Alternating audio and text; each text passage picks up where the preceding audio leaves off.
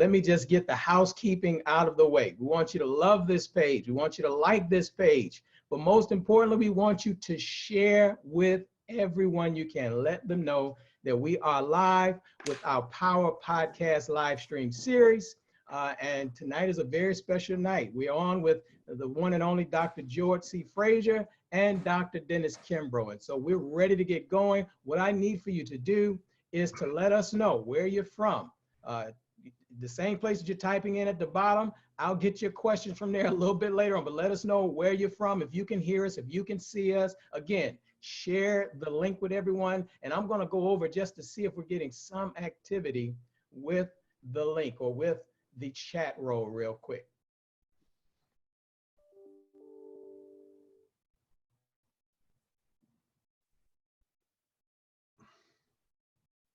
Just let me know that you can hear me. It looks like we got around 68 people. I see someone from London checking in.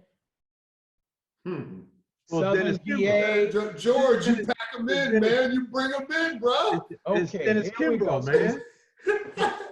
Ain't no social distancing with you, man. You pack them in. We even got Ghana. Someone from Ghana who's originally here from Atlanta. So we welcome you. We got Lake Ridge, Virginia, Ohio, Texas, Mississippi, Georgia, Kentucky, New York, Indiana, Richmond, Norfolk. So everybody from all over the country, LA, Chicago is checking in. So once again, we want to thank you for being with us this evening. Again, housekeeping rules. Please love this page, like this page, but share this page. Invite your family and friends right now because we're going live with our Power Podcast live stream series. And we have with us right now the one and only Dr. George C. Fraser and the one and only Dr. Dennis Kimbro. We got two one of a kind. You won't find anyone like these two men. Two one and onlys. Yeah, 800 years between us, George. This is awesome, man. So look, let's get going. For those of you who don't know, if this is your first time here, my name is Brother Bedford, and I'm the founder of the Master Business Network and Mastermind, which is an online network and mastermind community. And that inspiration hit me from really following the two men that we're about to hear from this evening. This is a very special night for me. I really don't need to read a bio or anything to introduce George. Then George, Dr. Fraser will take us further into the program. But I do just want to say one or two words before I hand it over to Dr. Fraser. Now, my journey started years ago in this space of entrepreneurship and business, and I was recommended two books to get started. Those two books were Success Runs in Our Race by Dr. George C. Fraser and Think and Grow Rich, A Black Choice by Dr. Dennis Kimbro. Now, fast forward, after I read those two books and I got started on my journey and I started my first online product or project, I said that I needed to interview them. There was a book out called Conversations with Millionaires that only had one Black person in it. And that was Famous Amos, Wallace Famous Amos from Famous Amos Cookies. And I said, wouldn't it be great if someone could interview some of our giants and put that into an ebook? Now, I was already studying Success Runs in Our Race, and I was studying Think and Grow Rich, A Black Choice. And I said, well, let me give it a shot. And the first interview that I got was with Dr. George C. Fraser. I called down to Cleveland, Ohio, and he granted me an interview. The second interview I got was when I called down to Atlanta, Georgia, and I was granted the interview with Dr. Dennis Kimbro. So these two men have been very instrumental in the start of my career, and here we are again. I'm just blessed to be sitting on this screen with them, to be able to have them to pour into you over the years like they poured into me. So without further ado, I want to reacquaint some of you to our mentor and friend and introduce to others the one and only Dr. George C. Fraser. Thank you, Brother Bedford. Now let's remember, tonight is not about me. It's about the great Dr. Dennis Kimbro, a longtime friend, colleague, mentor in many ways, intellectually curious, a critical thinker with a growth mindset, a master educator and teacher, a race man, a brother who is not only woke, but conscious and has committed his life, his time, his talent, and his treasure to the upliftment and the investment of his own people.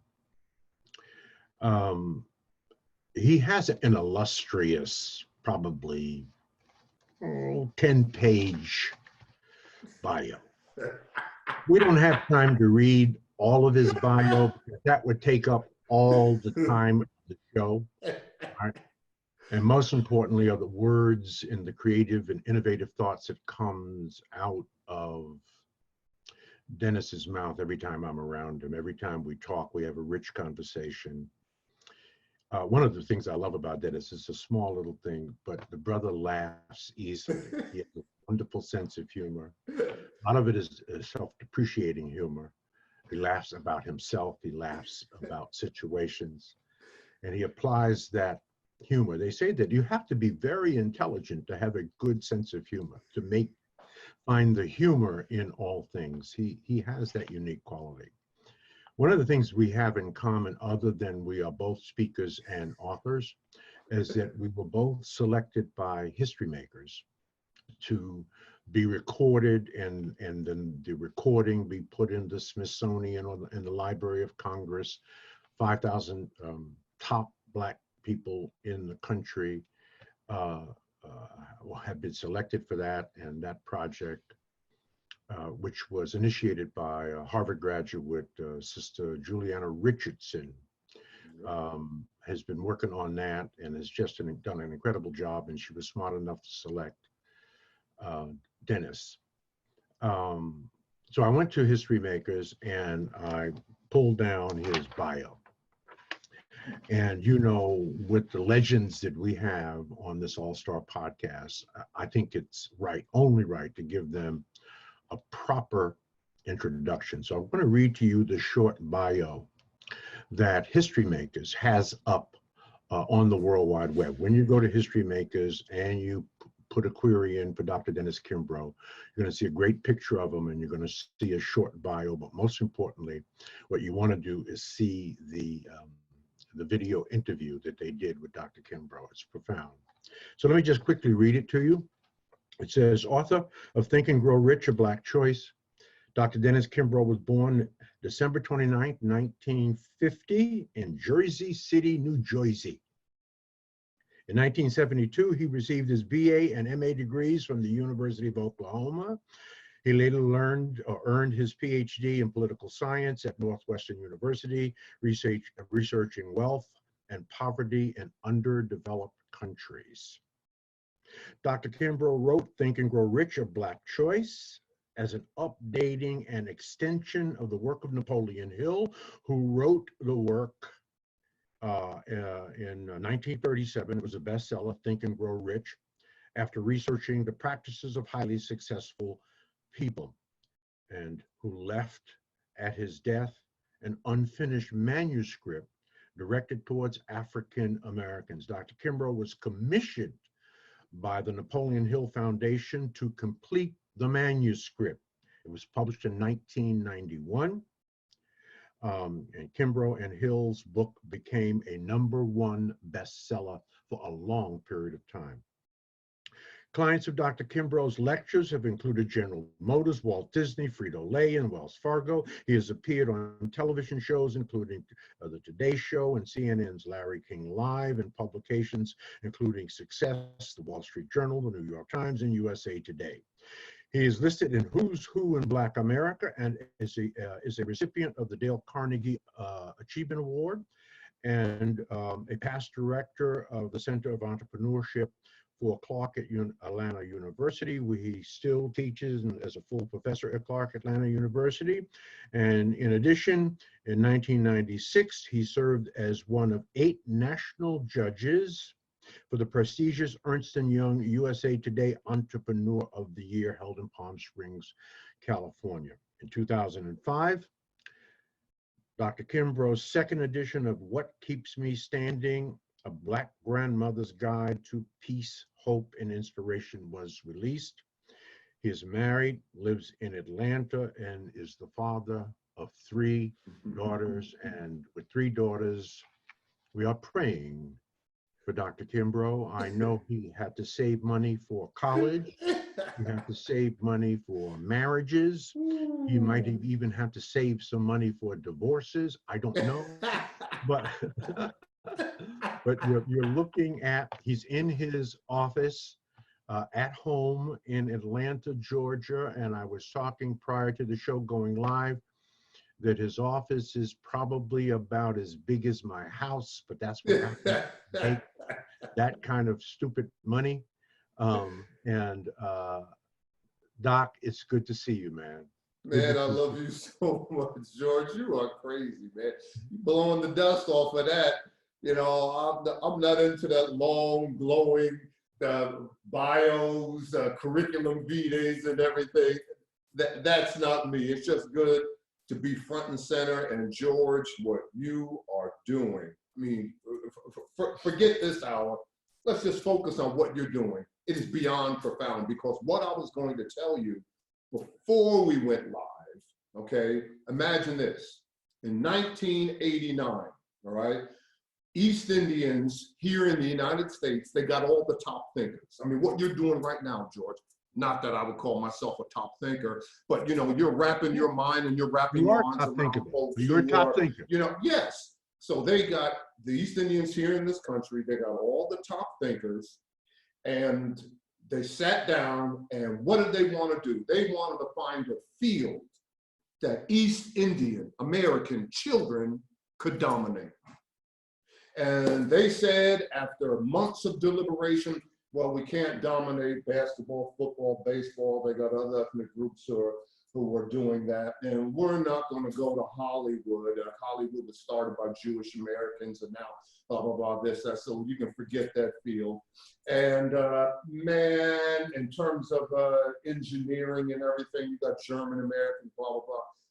And then they came up with this idea, wait a minute, we know one field that we can dominate. And what was the field, George? It was called the spelling bee. The spelling bee. And you look at the last 19 winners of the spelling bee, 15 have been East Indian children. Right. And now the spelling bee has gone from the spelling bee to the math bee, from the math bee to the science bee. Now, what does that have to do with what you're doing right now? The fact of the matter is, we need to continue to get our best thinkers. Again, in all my humble opinion, I'm honored to be on your show. But you go back in 1927, when Charles Lindbergh flew from New York to Paris, he didn't do it to be the first individual to fly across the Atlantic. He did it because of the $25,000 prize money that was involved. Yeah. And you had 9 other teams who invested a total of $400,000 to win $25,000, because they knew the thinking, what that would do to individuals on a grand scale if one individual raised his or her vision. And it's all about raising your vision. This is the absolute best time in the world. Yeah, I know we got a pandemic. I know you got a virus out there. I thought, you know, I'm not one to just latch on to the news, CNN, headline news, this, that, and everything, but I try to keep abreast. I know there's more than 20,000 deaths and getting close to 1 million, you know, positive cases and everything, but this is the best time to be on this planet. That's right. I mean, when you look at the World Health Organization, George, they track 10,000 diseases. Right now, you go to the, you know, the website of the World Health Organization, and they track everything from bloodshot eyes to cancer, from irritable bowel syndrome to shaving bumps. CDC, the, you know, Center for Disease Control, which is only 10 miles from my house, they track the top 400. They said, we're not going to follow 10,000. We're just going to follow the top 400. Now, that's the bad news. So what is the good news, George? Of the 10,000 that the World Health Organization tracks, and of the 400 that the CDC tracks, not one was created by God. Not one was created by God. So what is the difference between this disease and the truth? George, if I took Brother Bedford and I said, Brother Bedford, come into my room, I'm gonna give you a piece of paper and a pen, and I want you and George, I want both you and Brother Bedford to multiply 50 times 2. George, you tell me that 50 times 2 is 100. Brother Bedford, you tell me that 50 times 2 is 99. What is the difference between the two? The difference, George, you know the truth and Brother Bedford doesn't. So how are we going to find out the truth? What does the Bible say? You've got to work out your own salvation. In other words, figure the damn problem out. And what do we know? We know that 50% people say, well, okay, Dr. Kimbro, I'm trying to follow you right now, but why does God create that virus? Why did God didn't do it, you did it. Well, okay, there you go, you're off in left field. 50% of disease here in the world is caused by the lack of adequate drinking water. Maybe that's the reason why you were placed on earth, to go ahead and dig a well in the savannah where all humanity started. Maybe that's the reason why, go dig a well in Bangladesh. Maybe go dig a well in the outskirts of Wuhan, and maybe this would have not even occurred. So when he says, work out your own salvation, doggone it, you figure it out. And it comes down to 4 keys. And I got to give props to my brother Simon Belly, the 4 questions. Number 1, question number, where have you been? What in the world have you been doing? I tell my students all the time, no one in this class is 16 years old. And I'll never forget, I got to share this story. All right, I'm in the School of Business, and we had a class, and I brought in one of the top financial literacy experts in the country, flew him down from Washington, D.C., to speak in all of my cohorts. I got 3 classes, and he was going to go ahead and give my students the A through Z of financial literacy, one of the pillars that you so talk eloquently about, that you dedicated your life to, George. And my students said, okay, so we got a dress code in the School of Business, but we know whenever we have an outside speaker, you want to ramp it up, you want to take it to them, then you want to be a little bit more crisp when other eyes are watching, okay? So I get ready, I go into class, I'm on my way to class, I go into class, I introduce myself to the speaker, make sure he's got the technology, here's the clicker, everything that you need, and blah, blah, blah. And as I'm about to read his bio and introduce him to my students, one of my TAs comes in and says, Dr. Kimbro, before you do, come out in the hall. One of your students is out there. One of my TAs blocked my student from coming into class because he wasn't dressed appropriately. As a matter of fact, he was dressed like he just changed the oil in his car. And I didn't get involved. My TA, and all my TAs are seniors, and they want the degree to mean something, so they blocked him. No, you're not coming in. Well, let me see Dr. Kimbro. So I went out there, and I said, listen, man, you got no problem with me. I'm going to do whatever my TA tells me, and blah, blah, blah. And I thought it was the end of the story. No, it wasn't. I gave them a case study. They got to analyze case study. So I gave them their papers back, and the kid gets an A. One of my students, he gets an A. Excellent analysis of this business problem, blah, blah, blah. And in his case study, before he wrapped up, he spoke about how I didn't care about him and how I didn't let him in that class because he was really looking forward to that speaker on financial literacy. And he shared his story. If you knew that I came from, Chicago, and if you knew that I'm a product of a single parent, first generation, and I climbed through the mud and I climbed through the dirt just to get through Clarkland and this, that, and everything. And I said, that's great. That's well and good and blah, blah, blah. But then I said, do you want to hear my story?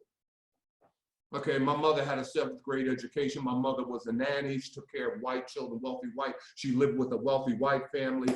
My father was a butler. Excuse me, my grandfather was a butler. My grandmother was a maid. They worked for a wealthy family in North Carolina before moving to. And then I called my TA over. Now you have a story too, don't you, girl? Blah blah. What is I'm saying? Everybody got a story. Everybody has a story. And George, in all the interviews, mindset, in all the interviews that I had, the hundreds of interviews for What Makes a Great Great and for Think and Grow Rich, a Black Choice, and even for the Wealth Choice, there were only 2 times that I shared my story with the individual who I was interviewing. One was A.G. Gaston, and the other one was Henry Parks. And brother, they went up one side of me and they didn't want to hear my story. A.G. Gaston lit up his pipe when I said, Dr. Gaston, if you knew what I'm going through, I don't have a dime. I'm in year 4 or 5 of doing this nonsense. I think I need to go get a job. I think my wife and family, they're going to leave me. And he lit up his pipe and he handed me a Kleenex and he said, young man, tell me when you're through. Ain't nobody got time to hear this. No one's respecting me in my community. I lost 2 cars and blah.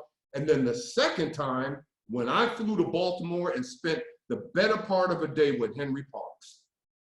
Henry Parks of Park Sausage, George damn Fraser. I shared my story. You know what Henry Parks said to me? He said, young man, in one hand I have a dream. In the other hand, I have an obstacle. Tell me, which one grabs your attention? In other words, everybody got a story. You can't control that. The only thing you can control, where you go from here. Right. And that's mindset. And that's what you're doing for us, George. You're taking folks that where I go from here is the only thing that matters. It's not what you're going through, it's what you're going to. You know, if I ask the average individual, okay, how would you describe what you do, you know, over the course of a day? Would you call it a job? Would you call it work? Would you call it a career? Or would you call it a mission? I ask my students all the time. Well, if you call it work, if you call it a job, it's going to be heavy and it's going to be a burden. If you call it a career, it's got an ending point, a beginning point, and an ending point. But if you call it a mission, you will be completely engaged and you'll never get tired because it will energize you. If you call, and it's one thing to write a mission, it's another thing to live it. If you call it a mission, George Fraser, you forget, man, I didn't get my clothes out the cleaners. Oh my God. George, I gotta go pick my kids up. Man, I didn't even need today, man. And that's what, and George, we were talking about this early on in the day when you called me. You told me, George Fraser, where are the Black leaders? Where are the young Black leaders who are mission-oriented? Because we talked about Earl Graves, the nonsense that Earl Graves had to go through. The nonsense that you had to go through, the nonsense that Les Brown had. No one's telling you, come on, Lance, no one's telling you got to go through what Les had to go through, or you had to go what you had to go through. Come on, man. I'm just saying, we're not in this world to set it right. We're in this world to see it rightly. And when you see that the opportunities that you have right now, you know, I've been blessed. I remember years ago, the first time I interviewed Andy Young, and we were in Atlanta, and because of that one interview, he took a liking to me, and we've got a great relationship, and I just love sitting at his feet when he shares and pours into me the stories about Dr. King, man. And we were in Florida together 4 or 5, 6 months ago, whatever, and we were in the hotel, and he was on his little scooter, and I was in the lobby. I just got through exercising, and I knocked down 1 or 2, and he came over, and I just hugged him and kissed him and told him that I love him. And just me and him sitting there and talking about mindset. And he told me the following story about Martin Luther King that everybody needs to hear. And he said to me, he said, I remember one time we came back from a meeting, and we went back to Dr. King's hotel room. It was me, Andy Young. It was Andy Young, Hosea Williams, Jesse Jackson, Ralph David Abernathy, C.T. Vivian, and Dr. King. And Dr. King said to us, he said, fellas, he was in a jovial mood. He said, fellas, we gotta be out of our damn mind to think that we can change this country. And they were saying, yeah, blah, blah, blah. And then King said, but I tell you what, if we are lucky enough to change this country, no one seated around this table will live to see age 40. He said, that's the bad news. He said, the good news is, just think of the untold opportunities that generations upon generations will benefit from because of the work that we are doing here today. Ain't nobody Jonathan Liver Seagull. The only reason why you can see as far as you can because we stand on some broad shoulders. Again, George, getting back to what you are doing right now. So number 1, tell me where you've been. Where have you been? Number 2, tell me why you're here. I mean, what is the greatest tragedy in life? The greatest tragedy in life is not death. The greatest tragedy in life is to be alive and damn it, not know why. Why are you here, bro? You're here to complete the noble task, man. That's why you're here. Just the fact that you are here means all the lights are green. All the stops have been pulled out. All the roadblocks are gone. If you were born, the reason why you were born in 1850, they weren't ready for you yet. They weren't ready for you. Imagine if Steve Jobs was born in 1850, he'd probably commit suicide, man. What a waste that would have been. Yeah, trying to explain, man, I need to, bro. So number 2, why are you here? Number 3, what can you do? And again, it goes back to what makes the great great. What is your area of excellence? Right. Now, here we are with the pandemic, and I was on a podcast. Let's Kimbro, tell us, people sitting in their homes and everything, and they're just twiddling their thumb. Well, don't be twiddling their thumbs. I mean, I go back to when I was in Cleveland in 1983. I flew up to Cleveland, spent a day with the fight promoter, Don King. I was in your neighborhood. And Don King said, come on up, man. You want to come interview me? Come on up. And you can just follow me as I walk through the neighborhood and I go about my business and blah, blah, blah. And I asked Don King, I said, when you served those 8 years, when you were in that penitentiary in Marion, Ohio, for 8 years for manslaughter, what did you do? He said, before he walked through the front gates, George, he said, I was determined to make this time serve me. I wasn't going to serve this time. He read every book in the prison library. So number 1, I'm on the podcast and I'm telling the listeners, you got to learn, you got to relearn, and you got to unlearn. Dennis, that's a wonderful, what you just said is a wonderful way to look at COVID-19. Yeah. So here we are stuck in our homes for 6 to 8 weeks. Make the time work for you. Don't do the time. Yes. Make the time work for you. That's a beautiful insight. Yes. So, I mean, like I said, learn, relearn, and unlearn. Number 2, now's the time to start a new habit. They said, well, it only takes 21 days to get a habit. You want to stop drinking? Stop drinking. You want to stop smoking? Stop smoking. If you're a business owner, now is the time for you to think, well, here, I'm a business owner and I'm doing okay and blah, blah, blah, and I'm weathering the storm. But let's start thinking of, okay, what is like? People going to say, well, what's going to be the new normal? Well, we got to think bigger than that. We got to think beyond that. What is the life going to look like? What is the world going to look like beyond Google, beyond Facebook? It's going to be digitized. So you got to think, don't think monetized, you better think digitized. You got to think like Blockbuster. What is Netflix? Netflix is Blockbuster digitized. Okay? You got to think, what is Zoom? Zoom is the office meeting digitized. I mean, that's where we got to go in our thinking, because now, okay, as I shared with you, I might have shared with somebody else, when you go on your smartphone, as soon as you click your smartphone, there are 3.2 billion people online with you. But George, in 6 years or less, we're going to ramp that 3.2 billion up to 8 billion. Everybody will have access to a smartphone. So if you're an entrepreneur, that means 8 billion set of eyes, 8 billion set of ears for you to go ahead and share your idea and share your program. You go back to the turn of the century, 2000. If you wanted to launch a new startup in Silicon Valley, George, it cost you minimum $5 million to launch a startup in Silicon Valley. Right. Do you know what it costs now? $5,000, thanks in part to crowdfunding. And what do we know about crowdfunding? The crowd doesn't care about your color. The crowd doesn't care about your race. The crowd doesn't care about your gender. The crowd doesn't care about your story. The only thing the crowd cares about, your idea, your vision. Right. In this day and age, man. So what else should I do? I mean, if you don't know, my wife got a new Mac, a new laptop and this, that, and everything, and she's trying to figure out and going to Google, blah, blah, blah.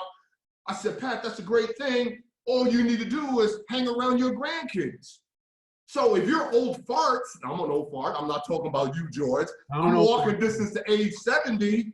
I mean, if you want to find out what's going on technology-wise, go ask the young folks. Go ask the millennials, man. So, I mean, those are 3 things that you can do right now so that when they do cut the light switch on, you're ready, you're focused, and you're good to go. And then the last question, okay, what can I do? Find your area of excellence. The last question, where am I going? Yeah. Where am I going? Where am I going? Mm-hmm. What is the vision? I mean, what is my mission in life? What is my purpose in life? Why am I here? And if you knew the small, thin thread, George, this whole Easter weekend that just went by holds special meaning for me. Unbelievable special meaning, because it was on Good Friday that Harvey McCabe called me up. He got a copy of an article that I had in Success Magazine, and I got that article on a billboard in the other part of my study, that he was in between flights and he stops by a newsstand to get a magazine to read on the flight. And he picks up Success Magazine, and he saw the article in there that Success Magazine wanted me to write. And at the end of it, Dennis Kimbro, forthcoming offer of Blacks Are Growing Rich with the Napoleon Hill Foundation, blah, blah, blah. And he called me up that Good Friday, and he said, I read your article. And here's the thing, George. When people want to get a hold of you, they'll find your number. Oh, yeah. Absolutely. You hear that, would-be entrepreneur? I didn't give him a number. I didn't even know who it was. There was no caller ID. I just picked up the phone. I didn't know who it was. When people want to get, W. Clement Stone calling me, when people want to get a hold of you, they will get you a number. When you're serious, when you are serious about being serious, you'll go ahead and do whatever you got to do. Okay. So he called me up and he said, have you shared your manuscript? I said, no. As a matter of fact, I got it right here. I was thinking about sending it to a few. He said, no, don't do that. He said, can I see it? And I covered the phone and I turned to my wife and I said, Pat, this guy wants to see my manuscript. And she said, go ahead, Vince, go ahead, talk. And I said, okay. And he said, do me a big favor. Here's my address. Overnight it to me. He said, if I think, based on this article that I think it's going to be, I'm going to share it with my agent and you never know. And he said, just do me one big favor. Give me 48 hours to get back to you. And I said, okay, don't share it with anybody else. And he hung up. Well, after he hung up, I turned to my wife and I said, Pat, 48 hours is Easter Sunday. This man ain't going to call me Easter Sunday. Sure enough, George, 3 o'clock, me and my wife upstairs sitting on that deck. The phone rang at 3 o'clock Easter Sunday. He was bouncing off the ceiling. Young man, do you know what you have written? And I said, I guess, yeah. He said, no, do you really know? He said, I have shared this with my agent, and come Monday morning, tomorrow morning, that my agent is going to send this out for bid for the top 12 publishing houses in the nation. The rest was history.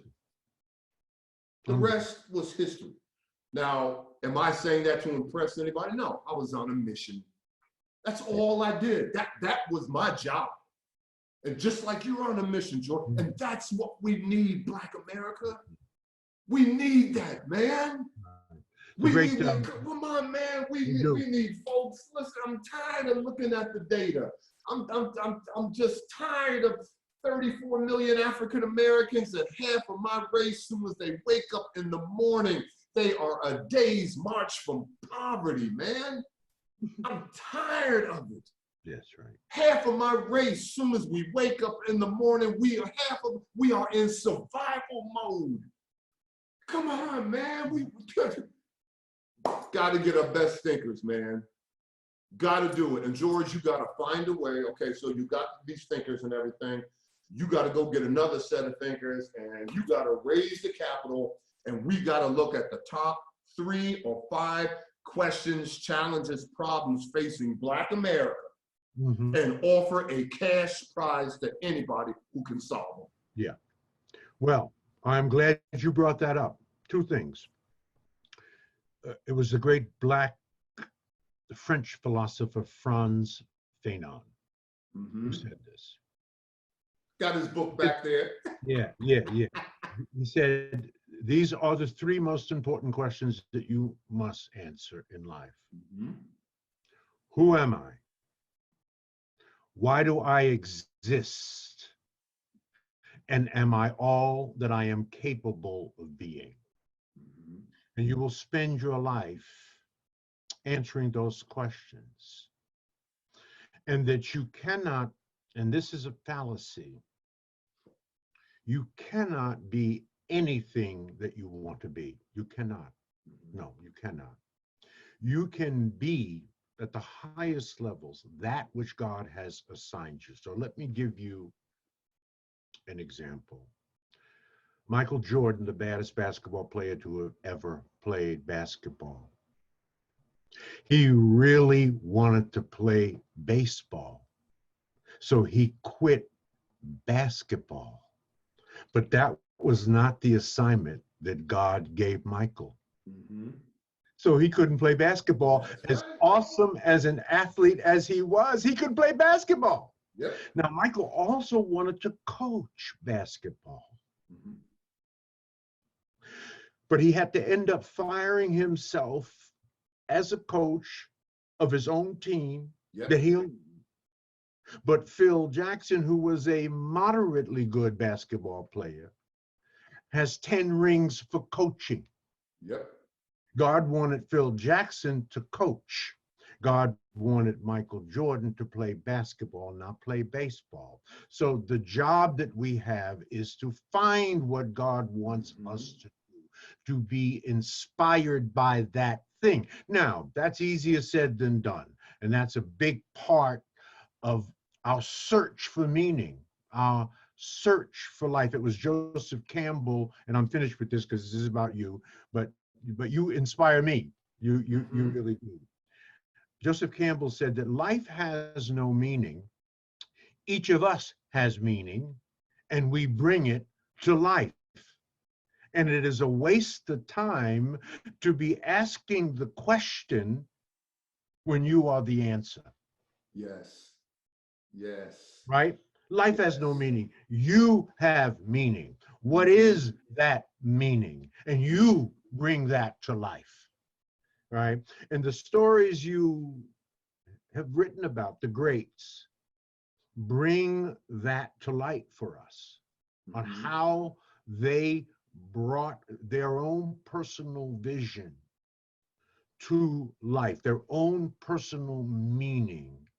And so things are written about them and said about them to this day. So I want to ask you a question.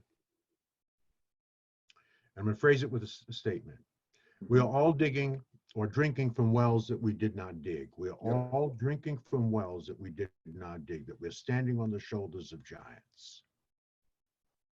So the question that we have to ask ourselves is, are we worthy of that legacy? A 250-year fight for civil rights, voting rights, and public access, 12 generations, and we read about and see movies about those who established that legacy for us. Yep. Then the second big legacy is the fight for civil rights, voting rights, and public access. That took 100 years, 5 generations, and ended with the baby boomers. And we read about those who sacrificed and died and worked hard. You talked about Dr. King and Andy Young, and we read about them to this day. That's a legacy. So the question then is, if we are worthy of those legacies, Dennis, the question I ask Generation X, Y, Z, and Generation Alpha, the children of millennials, what will be your legacy? What will our children's children's children be saying about you 150 years from now? So that's my question. Do you have any clue on what succeeding generations' legacy, what legacies are they working on? Is it Black Lives Matter? Is it hip hop? What is that legacy? In your opinion, you touched on it a bit right in the beginning. You started talking about young people. We are leaving a legacy. You are part of that civil rights, voting rights, public access movement. You are around young people. What are they working on that would be legendary and legacy leaving? Or is it just too early to tell? Just your thoughts. You're a critical Well, I thinker. think, yeah, that is a great question, and that's a great, you know, the way that you wrapped it up. I think there are millions of young folks doing exciting things and everything, but collectively, I mean, the jury is out until the baton has been passed and they finish running that race. Yeah. They're in the process of running that race. But here's the thing that excites me, you know, what we can do to help shape them. And, you know, I tell my students all the time, if you're weak, I'll show you a way to get strong. If you're slow, I can help you get fast. But the one thing I can't do, I can't drag you across the finish line. You got to do that for yourself. So the bottom line is, you know, I try to be as Socratic in my effort as I can in terms of asking questions that'll get them thinking. You know, I shared this with you before, and certainly it's worth mentioning again. Before Nelson Mandela died, he was about to make his transition, and a journalist asked him one last question. He said, "Mr. Mandela, I've got to ask you, you've had a glorious life, but what is the purpose of life?" And then Mandela said, "The only way I can answer your question is to ask you two questions." He said, question number one, have you moved from fear to fearless? And number two, with regard to your life, have you closed the gap between your potential and your performance? So I ask my students questions that'll help them shape their future and where they're going. Question number one, you want to be an entrepreneur? What do entrepreneurs do? Entrepreneurs solve problems, George. So here's my question. If I gave you $1 million, young man, young lady, what problem would you solve? If I gave you $1 billion, what problem would you solve? When it's all said and done, second question, when it's all said and done, what will others say about you? And then I like to really go off on a tangent. If you were a media brand, would you be CNN or would you be Discovery Channel? If you were a cell phone, would you be iPhone or would you be Android? If you were a box of Cracker Jacks, what would be your free prize inside? What's the one gift that people aren't expecting, but when you share it, it blows them away? Because that all comes back to service, and it's not so much service, it's how you do it. What are you doing with your life? And I saw so many examples of this. I shared on numerous occasions Maynard Jackson. And Maynard Jackson, just like you said with Michael Jordan, he wanted to play baseball, but the Lord didn't have that in mind. He said, man, go shoot that 25-footer with 3 seconds on the clock. That's what I had in mind for you. That's right. That's right. Well, it's the same thing with Maynard Jackson. I mean, Maynard Jackson's claim to fame was not to be the mayor of Atlanta. His claim to fame was, this is my vision of an airport. An airport should be a shopping mall where people can catch a flight. And because he came up with that vision, think of all the other airports across the globe came up with that vision. That's right. And then I saw it again. I saw it again with Janetta Cole when she was the first Black female president of Spelman College. I mean, she has, you know, Maya Angelou, and she has Oprah Winfrey, and she says, ladies, I want to walk you down my campus because I have something real interesting to show you. So, you know, on separate occasions, they're walking down her campus, and she says, at the end of the campus, she says, this is what I want to show you. And both of them said, what are you talking about, Janetta? We're looking at a pile of dirt and some bricks. And she said, yeah, this is what I want to show you right here. This is a pile of dirt and bricks. She says, this is where I'm going to build my STEM academy for my young ladies at Spelman. They're going to do robotics, STEM research, the science, technology, and blah, blah, blah. George, that was in 1997 that she shared that vision. That was more than 20 years ago. Who heard of more than 20 years ago the word STEM? Right. And what do we know about a stem cell? The stem cell is the energizer cell in your body. The stem cell fights disease and fights aging. She said, this is where my building is going to be. And you look at all the young ladies at Spelman College coming through there, and now they're physicians across the country. You know, what do you see that others don't? There are two books. One is a book and one is a short story that all the top business schools make sure that their students read. And when I teach at the MBA level, they certainly got to read this. One is called The Go-Getter by Peter Kine. That was published in the early 1900s, helped this country get through its first depression. It talks about the power of persistence. Long before, and I have her book right here, Angela Duckworth on grit. Peter Kine was all about persistence, and we know what persistence is. It's the level of belief in yourself. When you hit that roadblock, when you hit failure, the critical questions that you got to ask yourself, okay, what did I learn? Okay, what do I have to do? Okay, let's move on and do it. And then the other is a short story by H.G. Wells. And that short story is Country of the Blind.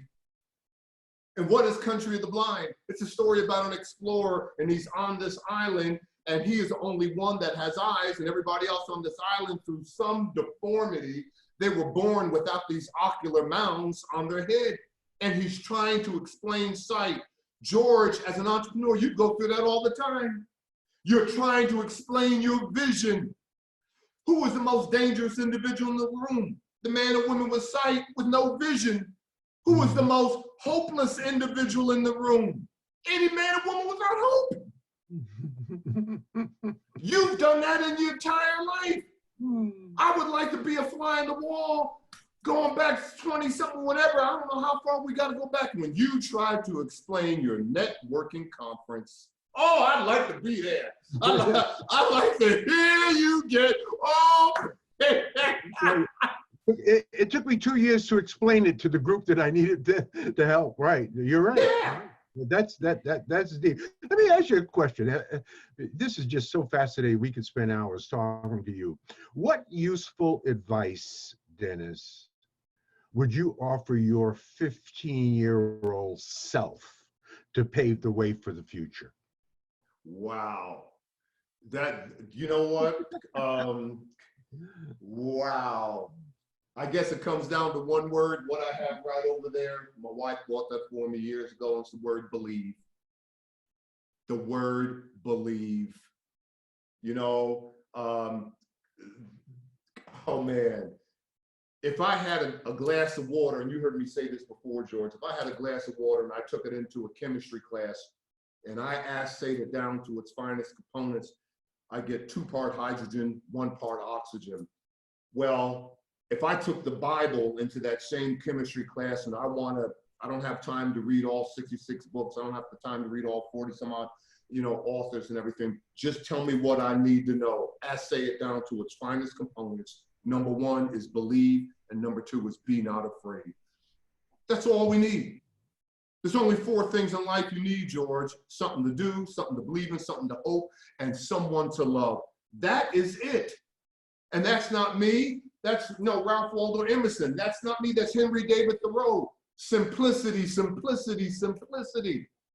That's all you need. Yeah. Believe and be not afraid. Dennis, this is great. How do you handle being outside of your comfort zone? Well, that's where life begins, man. Yeah. How do you? That's where life begins. Yep. I tell my students all the time, if your heart is not in your throat at least once a week, you're living too close to the edge. You are living too close to the edge. And where's the worst place in life that you could ever be? And that is in your comfort zone. That is in your comfort zone. That's where I was going, Dad. I was going. That's right. And that's not me. That's Steve Jobs, man. Steve Jobs, they asked Steve Jobs, they said, how come you don't hire B-level people? And he said, I hire B-level people. I just wait till they become A-level folks. And then I hire them. He said, no, but how come, no, really, Steve, how come you won't hire a B person? He said, the reason why I won't hire a B person, because if I hire that B person, sooner or later, that B person might feel sorry for a C person, and then they're in the organization and the whole organization goes to hell. I need people who have done things with their life. I need people that, are certain in uncertain times, who are comfortable with uncertainty. And that's what you see. That's the mindset out in Silicon Valley. Don't you know, George, if you go to Google, if you go to Deutsche Bank, if you go to a couple of other businesses out in Silicon Valley, they got meditation rooms. They got rooms where you can go there and just decompress. Why? Because you're on the grind 24/7 out there thinking of the next best thing. Thinking how I can do better, faster, cheaper, be more efficient, more effective. You know, because it all goes back to market. Anybody can wow the customer. Anybody can do more than what is expected, more than what is required. And if you're doing the same thing, the same way it's always done, not all the time, but chances are not all the time, it's being done the wrong way. It's being done the wrong way. Anything can be differentiated. And, you know, and the way that the world is changing so fast, we don't even live in a linear world anymore. Let's come on, what the hell do you mean linear? 1, 2, 3, 4, 5, 6, 7, 8, 9, 10. No, we live in an exponential world right now. 1, 2, 4, 8, 16, 32, 64, you know, 128, 256. Because that's the way change is going on. You will either change or you're going to be changed by change. It's moving so fast. That's right. I mean, you think of Uber. Uber didn't come to me and say, you know, I'm thinking about starting a taxi cab business, but I won't own the cars. The people will own the cars and blah, blah, blah. And what's going to make this business so special? In this phone, I'm going to let the passenger is going to be the center of gravity, and the passenger will be able to go ahead and rate the ride, and based on how many stars they get, this, that, and another. Well, okay, man, that's great, man. And look at Uber now. Don't you know, and it goes back to mindset, George, the #1 group in terms of depression in New York are yellow cab, taxi cab drivers trying to pay off that medallion. That's right. Look at the suicide rate. That's right. That's right. I mean, Trump's former lawyer, Michael Cohen, his business has gone belly up because that's all he did. He sold medallions to yellow cab drivers. Now, knowing that the industry is gone, man. I mean, you think of, you think of Google Maps, man. Google Maps, how to get to point A, point B.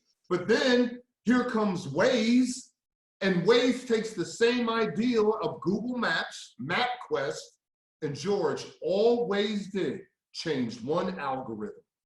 That's all they did, a single algorithm. Yeah, we're like MapQuest, we can get you point A, point B, but Waze, we can get you point A, point B the fastest and the safest. Yeah. Now you got stock in the MapQuest, blah, blah, blah, and it's game over, brother. That's exponential thinking, and that's where we need to be. Dennis, tell me just a quick story of a fear, a personal fear that you had and how you overcame it.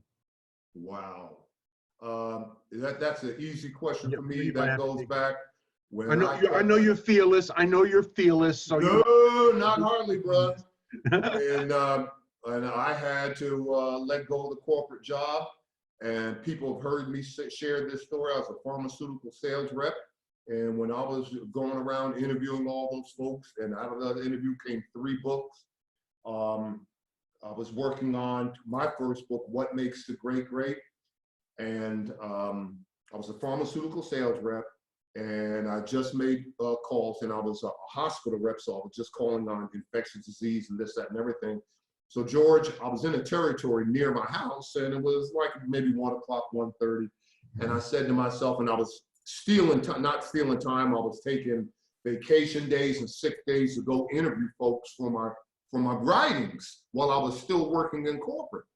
Well, it was about lunchtime, and I said, do I want to go to McDonald's, or do I want to go by the house and maybe eat leftovers and blah, blah, blah. I said, I'll go by the house. Well, while I'm home, the phone rings, and it was John Johnson of Ebony Magazine. There was no caller ID. I didn't know who it was. I just happened to pick up the phone. Young man, I received your letter. Now, what's this about you wanting to interview me? George, if I wasn't home, I would have missed it. And there's no telling how many phone calls I missed.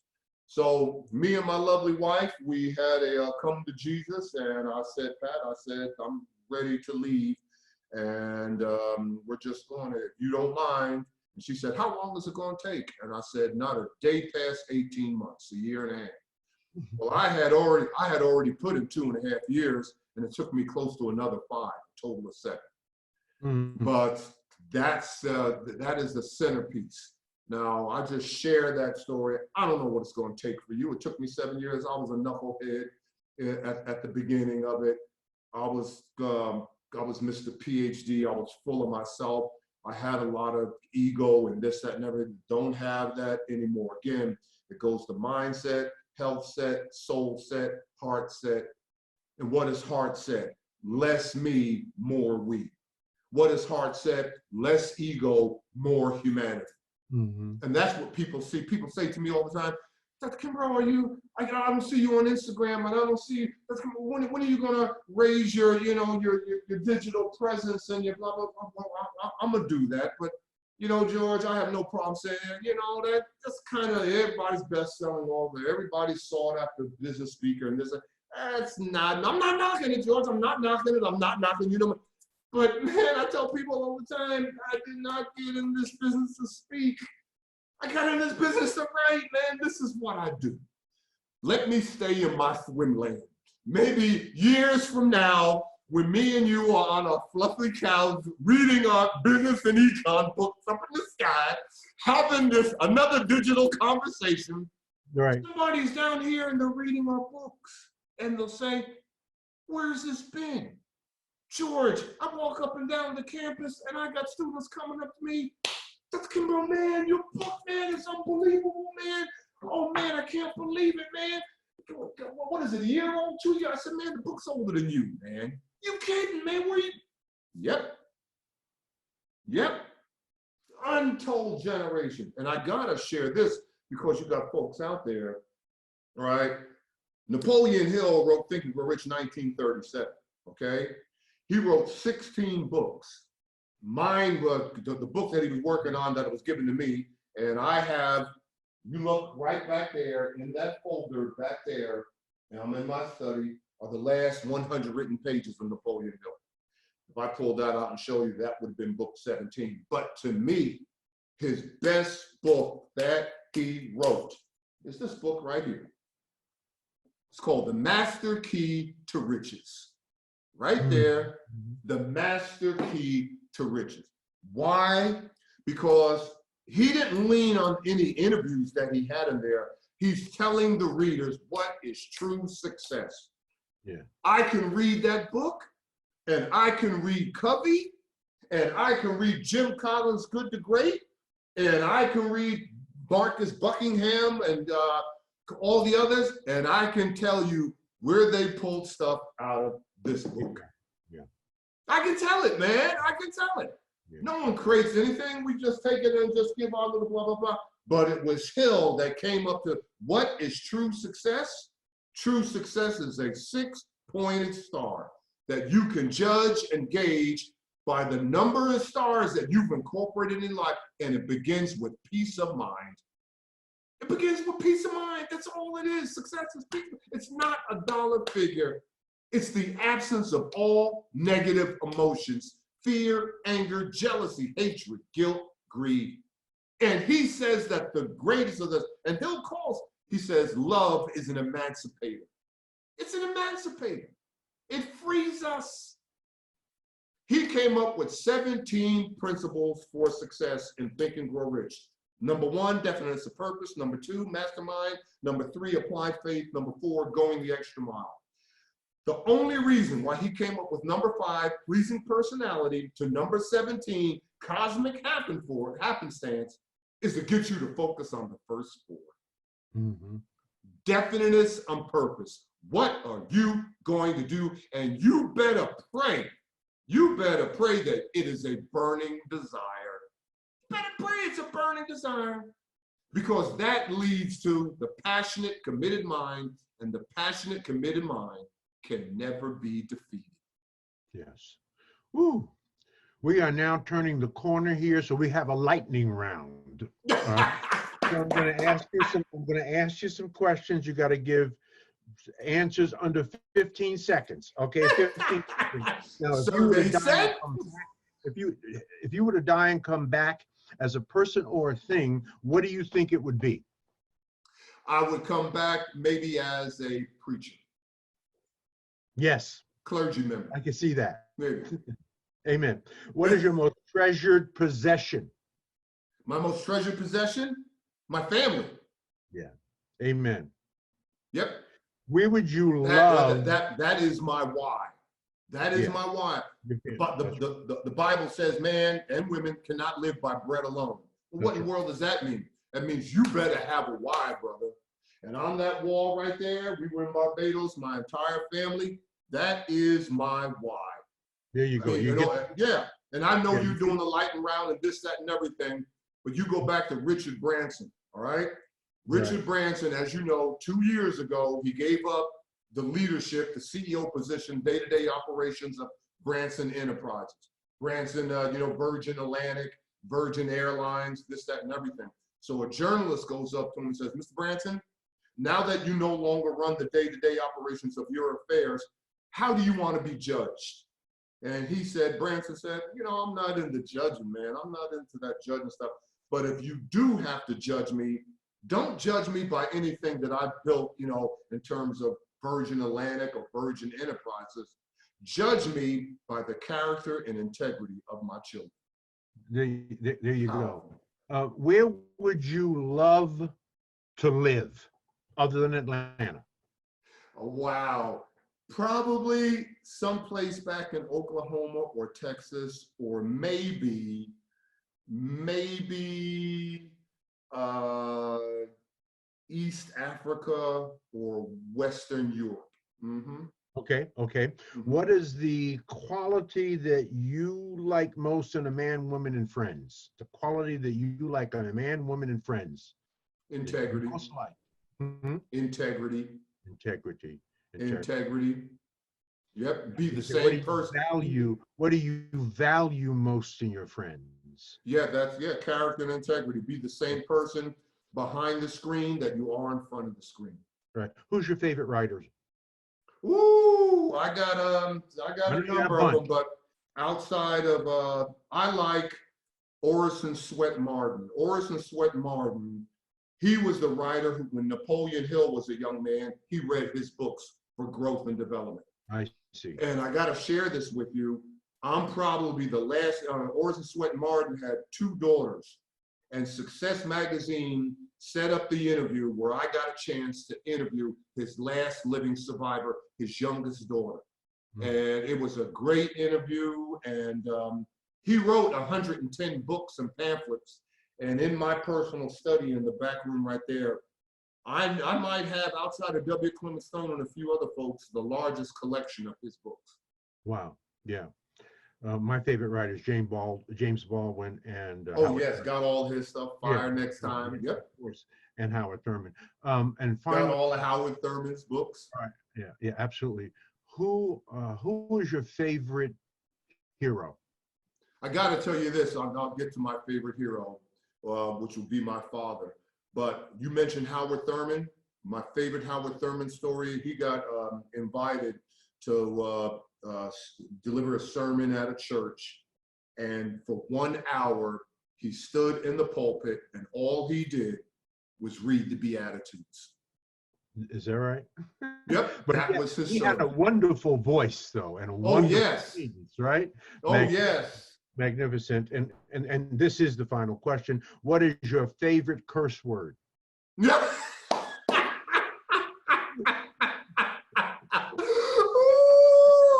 Probably damn. Okay. Yeah.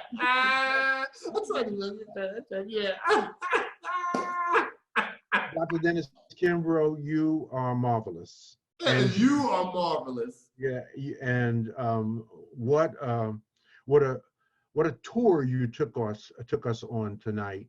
I don't know who wound you up this afternoon, but you are energy personified. You about 70? Are you 70 years old? I will be 70 December 29th, 1950.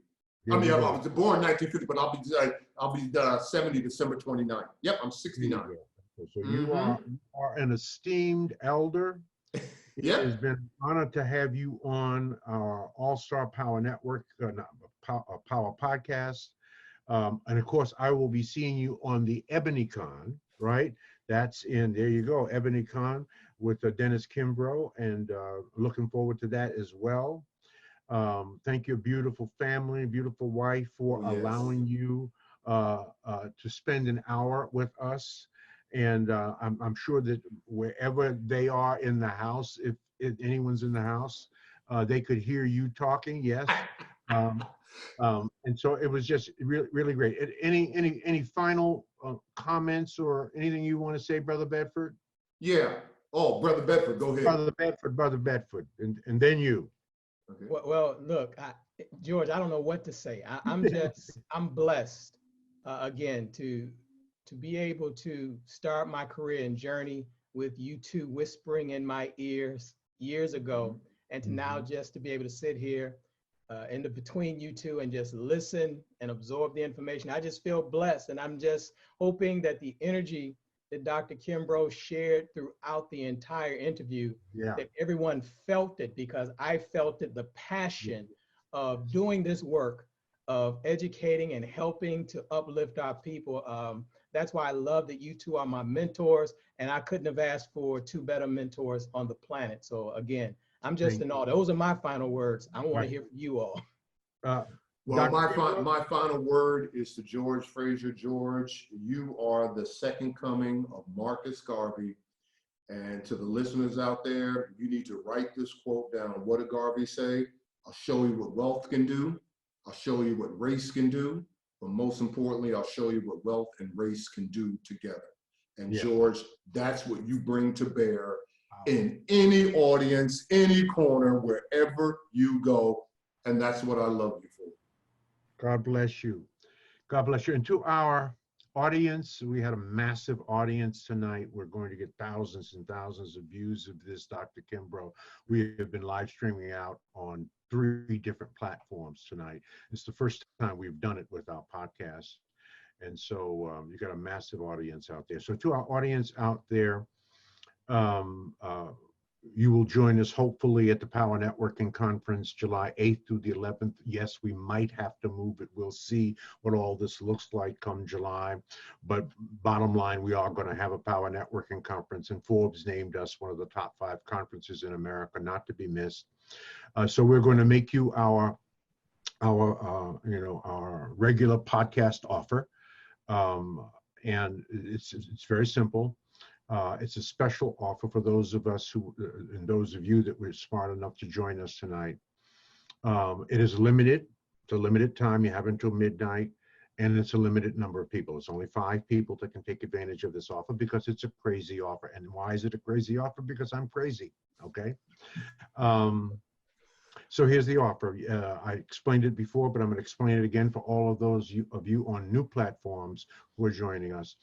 To attend the Power Networking Conference, which Forbes named one of the top 5 conferences in America, not to be missed, right? Not one of the top 5 Black conferences, but one of the top 5 of all conferences produced in this country.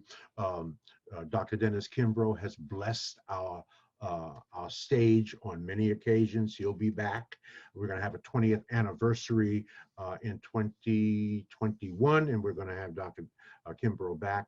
But so an adult registration is $1,500. If you met one person that could help change the trajectory of your life, would that be worth $1,500? Yes, you'll meet more than one.